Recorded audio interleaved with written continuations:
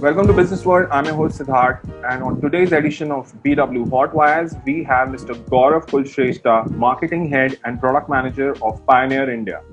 Welcome to the show, sir.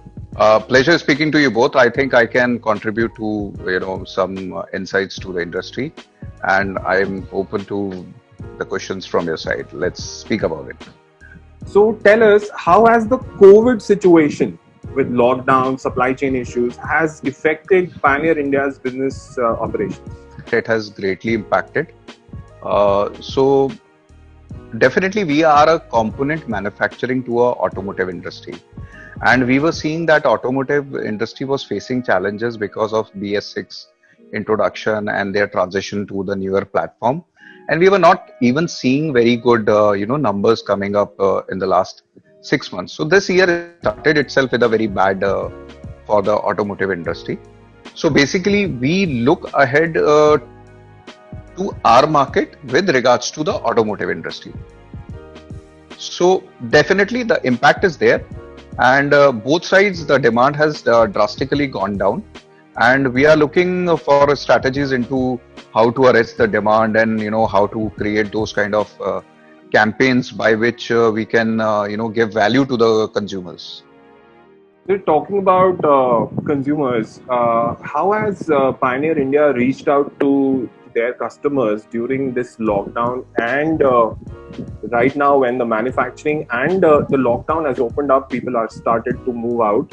How has Pioneer India reached out to them? We have a very significant presence on the digital platform, which means around 1.6 million customers are connected to us, and we have a good interaction rate with them. Besides this, we have a significant amount of, I wouldn't like to quote in numbers, but significant amount of dealers connected to us from the aftermarket side, and plus the DOP channel and OEM network. So the basic framework exists for the communication. So we were pretty much interacting with them over the do's and don'ts and other topics, laying down protocols for deliveries and all those kind of things, communicating to them that we are open, we are delivering. But definitely there were challenges into supply chain. There were challenges into the protocols which we had to implement. We did not do any campaign on this because of the reason there were a lot of campaigns. First of all, saying one and again and again the same thing doesn't add on to it. So if somebody is saying wash your hands and I'm saying wash your hands, doesn't make sense. So we had to think a little beyond as to how we can help them when the shop gets opened, how they can communicate to customers that so those kind of merchandising support and all those things we have provided so that they can use in their shops. Now we get cars which have infotainment integrated to their inside them, right, to their dashboard and connected car systems. It is an integrated dashboard where everything is integrated. The music system is actually displayed on the speedometer, and Right. the quality of the music system is above average or at times even better. Right. And this is not high-end cars; these are also mid and budget cars. So, Right. how is this affecting Pioneer India's aftermarket business? Because Pioneer India mainly is about an aftermarket product. Yes, what you said is absolutely right. We had the challenges of increasing, OEM fitment ratio. So what you are talking may be right from the, new manufacturers per se, but there is another segment of on-road cars which strives us better, and there has been a continuous improvement in this, area.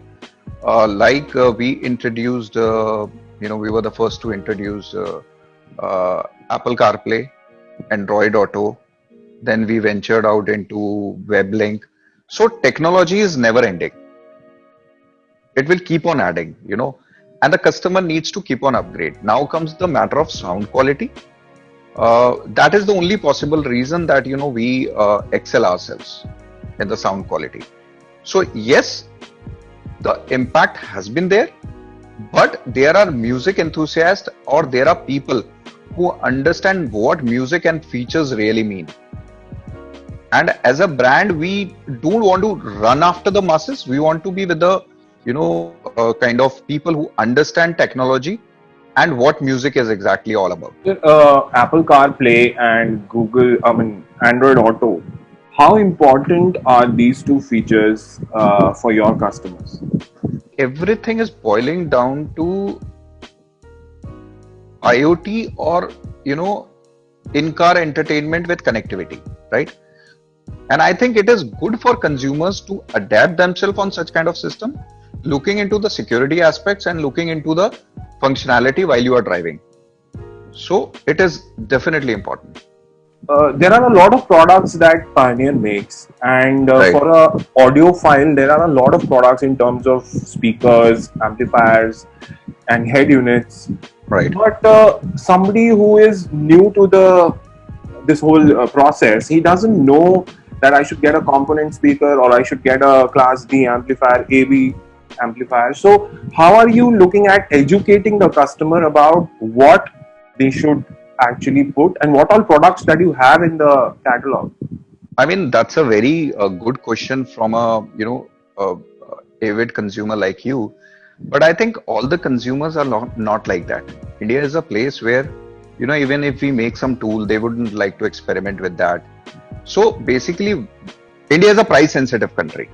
So it doesn't go much on the features. And nevertheless, we have worked on the product. So we made, kind of a car fit guide that, which car, what products can be fitted.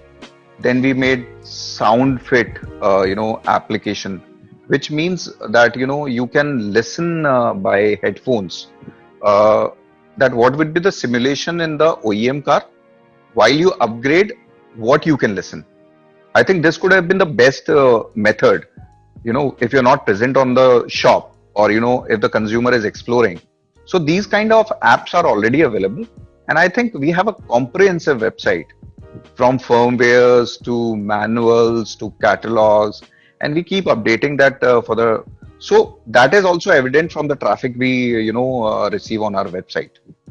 So those tools are available. But the biggest problem is that consumer is not friendly enough to use them or experiment them. That is a very small chunk of those, music enthusiasts and everything who will get into this depth. But yes, if you experience that thing physically in the aftermarket, it turns out to be awesome. Sir, you just said India is a price-sensitive market. Also, I mean, the conditions. There are other external conditions also which have to be kept in mind while developing a product. So, do you have a dedicated R&D center in India, or it's just a plug and play model that you adopt? And if you don't have an R&D center going forward, do you wish to set up an R&D center in India? So basically, this is more to do with demand and supply, Abhishek. Okay. And if the demand is being catered by the imports, I don't think, any company is seen doing anything on the R&D side in this particular segment. So we being, 100% subsidiary of Japan, we have kept our imports from Vietnam and Thailand. But there is no plan of R&D centers in India. But yes, there are certain policy changes which, government is working. They are reviewing the guidelines and they are actually revising the policies. So in the near future, we will see that, more kind of, benefits fall for people who are really want to do, R&D kind of business in this particular, component segment. Modi spoke about Make in India many years back, which Right. became a buzzword. Many companies are setting up their manufacturing bases in India. And of late, he has been talking about self-reliant, Atmanirbhar Bharat. So, what are the takeaways? Are you motivated enough to build your, it's not a full-fledged manufacturing facility, or just assembly facility, and create jobs and build an ecosystem out there, and so export from India going forward? We learned a lot from Make in India, but what we could do to the best is make for India. It means we adapted a lot of things in our product, like, like the dust-free mechanism. India, we face a lot of dust issues. So we, worked somewhere around for that kind of a thing. Then, uh, certain speakers we had to do some modifications with regards to dust which is getting captured. So dust is one thing which we looked into. We looked into the car fascias and adapted our systems accordingly. So we haven't not worked for Make in India, but we have worked on various parameters on the consumer demand, and trying to arrest those kind of things by providing the products which can work better for the aftermarket things, aftermarket or OEM side. With regards to the export, there is no plan because Pioneer is a global company and they have their all subsidiaries in all the continents. So I don't think we will be looking forward for any kind of export kind of things. There is a lot of geopolitical tensions between India and China. Does it dissuade you from importing products from China, especially when there is a total backlash and there is so many anti-China sentiments hovering around? Yes, these sentiments are coming, but it has gone good to our favor. Why? Because this market had a major share of China imports. So if I look into the import side of this business, China has been heavily denting on this business, right? From their manufacturing. So we were also having the challenges. This industry was also having the challenges from that side, right? Now the thing is, the entire scenario is being relooked again. You should refer to MeitY website with regards to certain rules they are changing for the imports of electronics and telecommunication products. So there are certain policy changes which are happening. For example, we have a very strong tool with us which is called BIS, Bureau of Indian Standards. So MeitY is strongly looking to encash on that and give people of India the quality product and do those kind of things which are beneficial for India. Banning China, banning Chinese product will never be a solution. So we have to be really, when we talk about Atmanirbhar, which means what assets we have to work on that. So we are trying to work with the ecosystem, and there are a lot of policy changes that will happen, which will go to the structured company or the professional companies who are already working from past 60-70 years. Sir, connected car solutions. This is a very new thing, and OEMs have started implementing this. We have companies which have keys which are smart. You can actually see the car, start it, and etc. etc. So, how important is connected car solutions for Pioneer? Connected is not only outbound connect to the other people or to the internet. Connectivity also matters to the diagnostics of the car, to various parameters of the car that this is not working fine. You go to the nearest. So we have to work both ways. So that will be the feature that you have to look from both ways, from the diagnostic viewpoint and from the connected viewpoint to the outside world. So because of these two factors, I feel it will be the future. So you mean to say Pioneer is already working on building connected car solutions?